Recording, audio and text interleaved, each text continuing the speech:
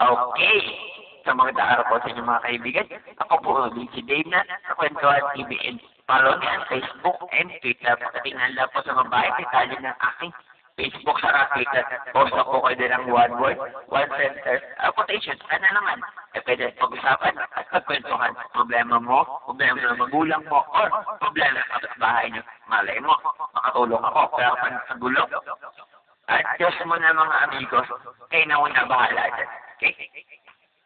Para sa pagsapon natin sa araw nito, ano ang solusyon sa pag-move on? Ang maghanap ba ng bagong mamahalin o maghanap ba ng paglilibangan para makalimot? Mukhang puro pag-move on. Nakaraan episode din natin, mukhang move on din ang pinag-uusapan ngayon. Ito, move on na naman. Sige. Ulo ko talaga ang pag-move on.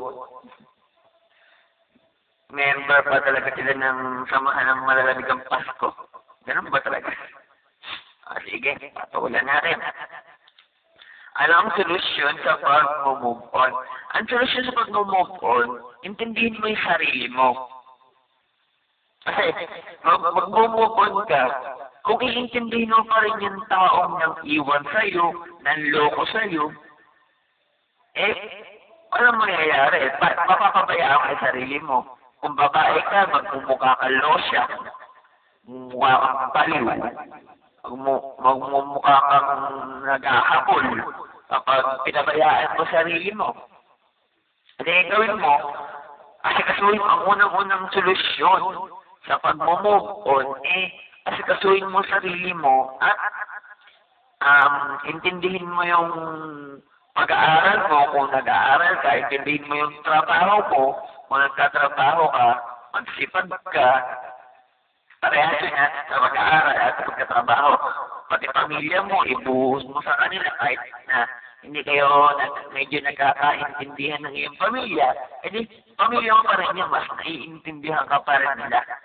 Mas kilala ka nila kaysa dun sa naging karelasyon mo or mas kilala ka nila kaysa dun sa mga taong nanloko sa'yo. Diba? Ganun lang yan. Okay, tuloy tayo. Ano nga solusyon? Ang maghanap ba ng bagong mamahalin? Sige, pwede, oo pala at hindi. Oo. Simula natin, pwede ka maghanap ng mamahalin. Pero, siguruhin mo na yung bago mong mamahalin, maging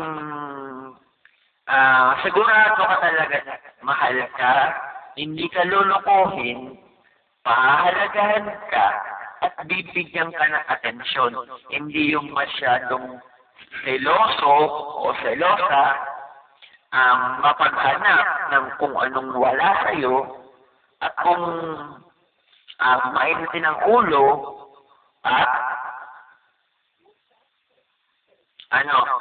kung mainitin ang ulo, wag na lang. Pero kung tatanggapin ka bilang ikaw at magiging karamay mo sa dahil nasaktan ka sa una, okay lang. Siguro mo lang na hindi ka magiging parang para sabihin ng ibang tao na kaya lang naman naghahanap ng bago yan kasi nasaktan. Gusto lang yung magkaroon na mapagbubuhusan ng sama ng loob. Ganon. Hindi. Kasi ito tayo sa oo na pwede ka maganda. Pero sa hindi. Pwede mo naman kasing gawin. Kagaya na sabi ko kanina, solusyon sa pagmamupot, maghanap ka ng mga bagay na pwede mong gawin. Yun. Ito pa nga, may karapang pahandil pa yung ating paksa. O maghanap ka na lang ng pagliligaman. Maghanap ka ng ibang pagliligaman para makalimot. Mas maganda talaga para sa pabura ko dito sa atin. Maghanap ka na lang ng paglilibangan. Kasi, bakit ka maghanap ng paglilibangan? Dahil dito pwede mo ibuhos ang full time mo. Kaya doon sa tao ang nanloko sa'yo, gawin mo ganito. Diba? Magiging, mag-focus ka sa ano man yung ginagawa mo, intindihin mo sarili mo. Kung estudyante ka, mag-aral ka mabuti. Kung nagtatrabaho ka, ibigay mo yung todo pwersa mo sa pagtatrabaho para mas umangat ka. Kasi kapag nakitaan ka ng kasipagan, nakitaan ka ng kabaitan, nakitaan ka ng potensyal, mas aangat ka.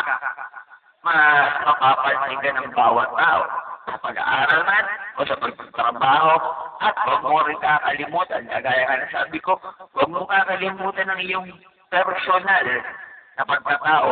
Ikaw mismo, sa pagkatao mo, kalimutan mo ang galit, itapon mo. Tapos, pag nakalimutan mo na ang galit, ang gawin mo, magpatuloy ka. Pag nagpatuloy ka at nagawa mo yung mga paglilibak na pagkatrabaho, pag-aaral, paggawa ng extracurricular activities, sa pag-aaral, pagkatrabaho, kasi mas malilibang ka doon, mapapakinatangan mo pa yung pinaghihirapan mo sa pag-aaral, mapapalabangan mo dahil tataas ang grades mo, para pag graduate ka, may mataas kang grades, para pag nagkaroon ka ng trabaho, hindi ka mahihirapan. Magandang control mo ito, maganda rin dito, so, pwede natin kukunin. Sa trabaho naman, sabihin nila, masipag to, mabait to, kakatawalaan to. Pwede natin itong ilagay sa magandang posisyon at hindi tayo nangangamba na, hindi tayo nangangamba na magiging mabigat siya or lulukohin or pagnanakawan tayo. Kasi yung mga kumpanya kasi na minsan, nangyayari kasi yung mga ganon na kahit sabihin mo na matagal na nilang empleyado, may katungkulan na rin sa papano, nagagawa mo silang lukohin at pagnakawan. Ganun din yun. Pero kagaya na sabi ko na kung isang tao na gusto mag-move on, ibuhos mo na lang yung pagkakataon na buhos mo yung pagkakataon mo sa pag-intindi sa sarili mo, sa pamilya mo, at sa magiging kinabukasan mo. Yun ang loko sa'yo, o kaya mo lang itapon mo. Doon, padala mo sa outer space. O, diba? At yan ang ating naging paksa sa araw na ito. Muli po, ako po ulit si Dave na Kakwentuhan TVN. Follow me on Facebook and Twitter. Patingnan lang po sa babae, detalye ng aking Facebook sa Twitter.